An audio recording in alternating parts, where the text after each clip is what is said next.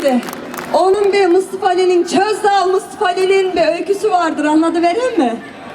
Sonra da türküsünü söyleyiverem mi? Hadi arkadaşlar, şöyle bir kavalla gezinirken Ali Beden, ben de, ama tabii piyano sesim duyulsun. Ey benim umudumun kandili, gözyaşımın mendili, dağdan bayırdan aşırmadım, dilden gönülden düşürmedim, duanan büyüttüm, türküyle yürüttüm, bazlımayla doyurdum, yavrum benim. Nasıl bak emeğiminle? Ben bari yanık yufka yürekli nenemden soracak olursan, dağları, taşları, kurtları, kuşları yaradan Allah'ıma dua edip oturuyorsun gari. Sen yavrumdan başka hiçbir tasam yok. Ahmet, bizim köy çobanı Mustafa Ali abin var ya, koyunları güdülemiyor gari. Sebebi de geçenlerde bizim Iraz kızın kılı gecesinde hep kadınlar toplandık, oynuyoruz gari. Tam bizim Mustafa Ali abin karısı aşırıya geldi sıra. Çengilerde, çalgılarda susuvermedi bile. Kadıncağız ortalıkta zimek gibi kaldı. Ondan sonra eve varmış gari, ağlayıvermiş. Biz çoban karısı olursak bizim canımız yok mudu diye. Ondan sonra da Mustafa abi koyunları güdüvermeyeceğim demiş. Sonra neyse köylü ulları bir araya gelmişler de gönlünü etmişler. Ama bir şartla. Şehirden 10 parça çengi çaldı getireceğiniz. Sabahtan akşama kadar bizim için çaldırtacaksınız, çiğirteceksiniz. Nesin gari? Koyunlar kalacak ya ortada. Yine düğünler kurulmuş bizim kadın kısmına. Gökyüzünde düğün var desen merdiveni dayağı da çıkarmış ya, o misal. Hep birlikte gittik gari oynuyoruz. Amanın yavrum.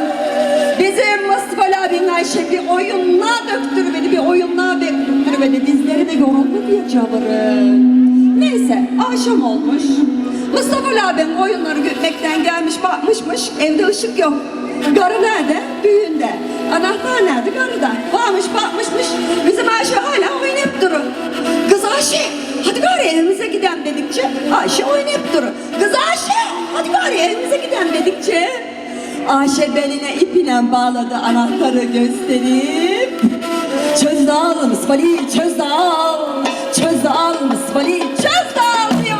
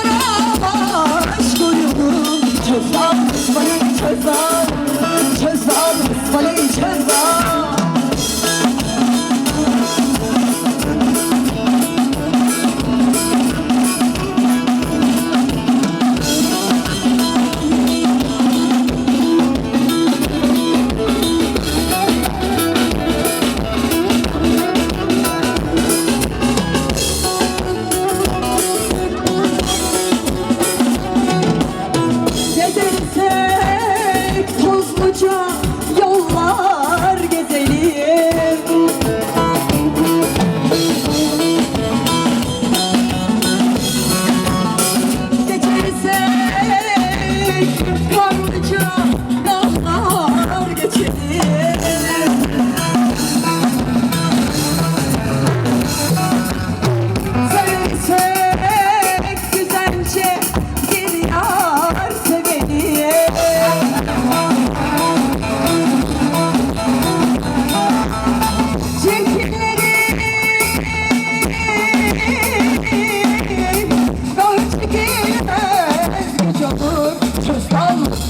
çözdüm, seni çözdüm, seni çözdüm.